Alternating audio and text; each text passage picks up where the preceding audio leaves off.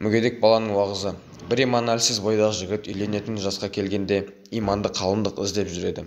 Өзі елден ұялғандықтан ғана анда-санда жұма намазға барып қойып жүретін. Бір күні ол бір қызды тапты. Қыз оның сылдырлаған сөзіне сеніп қалды. Қыз байғұс тұрмыс құрып қойғаннан кейін ғана мұның шын жағдайын бір-ақ білді. Бірақ шегуіне кеш келді. Тәуекелге бел байлап, екеуі өмірленіп бірге сүріп жатты. Қыз шамасы келгенше күйеуіне насихат айтатын. Сөйтіп жүргенде күйеуі бір күні анда-санда барып тұратын жұма намазын да тастап қойды. Жылдар өтіп жатты. Әйелі бірнеше баланы өмірге әкелді. Күйеуінің тәрбиесі оңбаған соң, одан үміт үзіп, өзі тәрбиелеп жүрді балаларын. Бір күні ол мүгедек бала туды. Сөз сөйлей алмайтын, қол-аяғы қисалаңдап жүреді.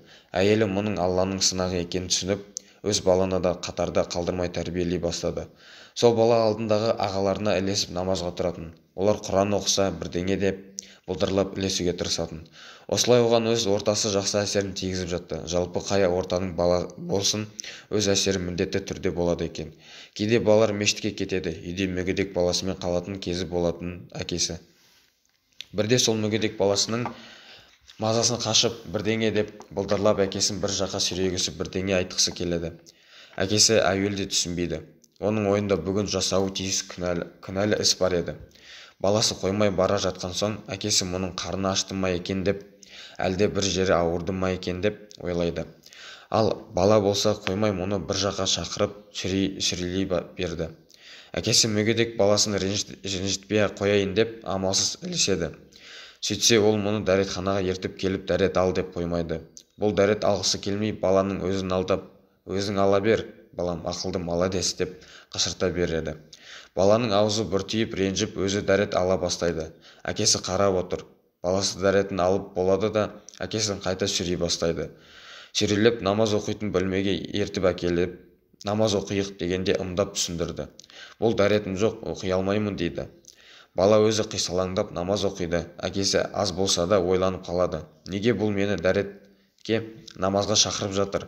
Мұның ақылы жоқ емес пе деп баласы намаз оқып болып, орнынан тұрып барып Құран кітабын әкеліп әкесіне берді.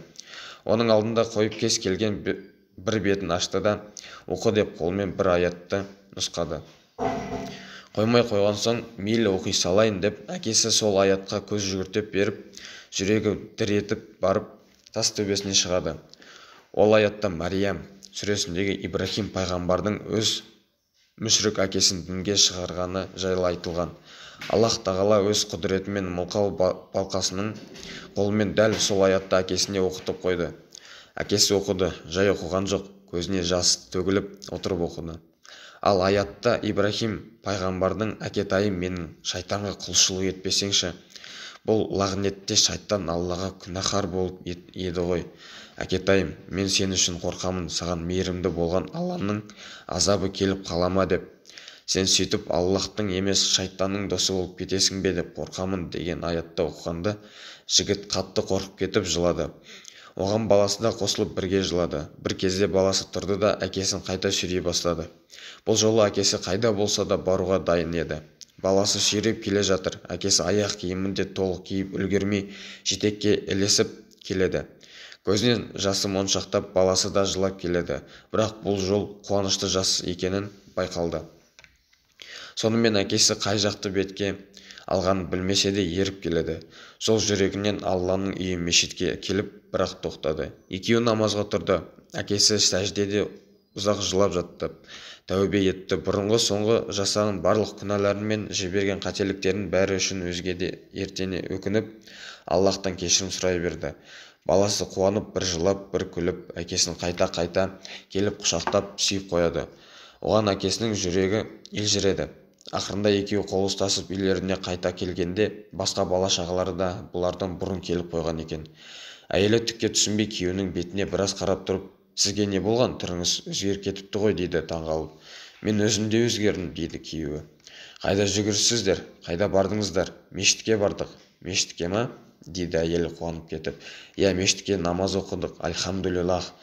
Күйеуі әйеліне жақын келіп, соған бір сұрақ қойсам болады ма дейді жай ғана. Қойыңыз.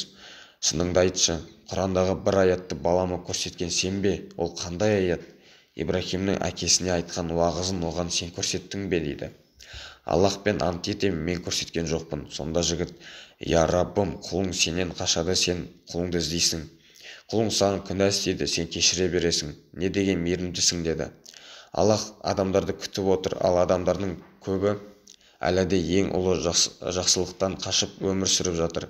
Дінге келе алмай жүрген бауырларымыз болса, Аллах тура жол нәсіп етсін. Дінде жүрген бауырларды Аллах мейіріміне бөлсін. Өмірде кездесіп жатқан сындықтардан шыдайтын сабыр берсін. Өмірде кездесіп жатқан бүліктер мен қиыншылықтардан аман алып шығатындай білім берсін. Аллах бәрімізді күнәларымызды кешірсін.